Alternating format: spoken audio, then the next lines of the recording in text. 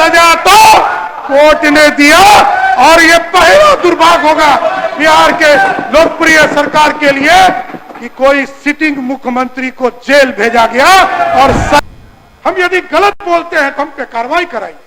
लेकिन आप सोचिए, न्यायालय ऐसे किसी को सजा नहीं करता है। इन लोगों की चिंता है सिर्फ विक्टिम का कि हमको बीजेपी के लोगों ने फंसा। अरे बीजेपी है क्या? ना 3 में ना 13 में तुमको सजा तो कोर्ट ने दिया और ये पहला दुर्भाग्य होगा बिहार के लोकप्रिय सरकार के लिए कि कोई सिटिंग मुख्यमंत्री को जेल भेजा गया और सजा दिलाने का काम।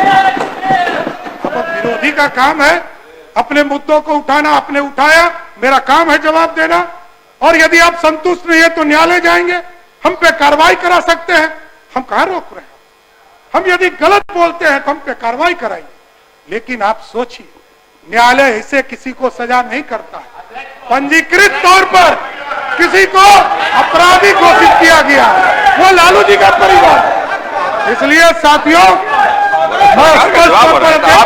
रोका था आपको, बोले कभी नहीं रोका। मैं 5 मिनट में कंक्लूड करूंगा।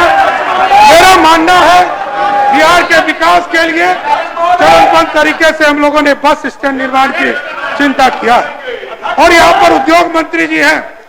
और आप सोचिए, बिहार जैसे राज्य में जैसे ही एनडीए की सरकार होती है और जैसे महागठबंधन की सरकार है, फर्क तभी दिखना शुरू होता है। और आदरणीय नीतीश कुमार जी के नेतृत्व में लगातार काम बढ़ते रहे और 2005 से लेकर 2020 तक लगातार नीतीश कुमार के नेतृत्व में काम चल रहा है।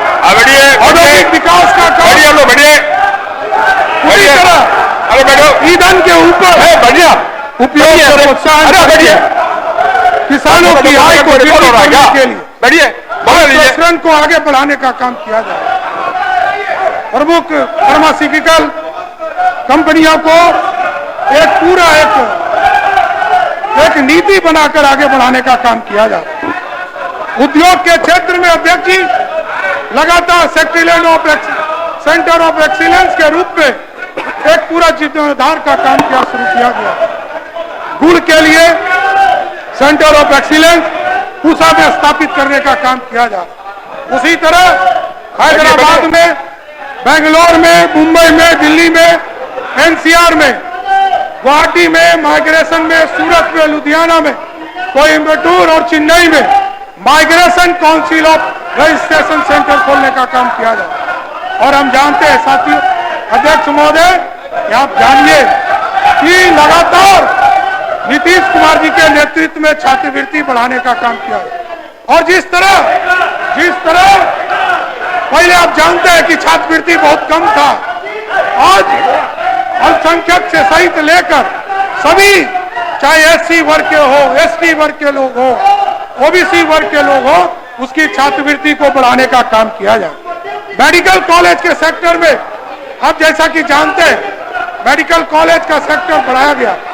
आगे भी इसको हम पीपीपी मोड पर और आगे के दिनों में मेडिकल कॉलेज अनुमंडल स्तर पर एक रेगुलर अस्पताल निर्माण का किया जाएगा। और यदि बोल रहे हैं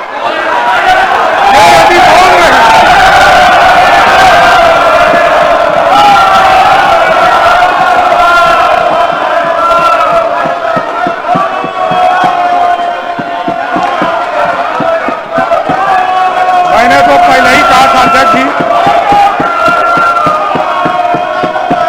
मैंने तो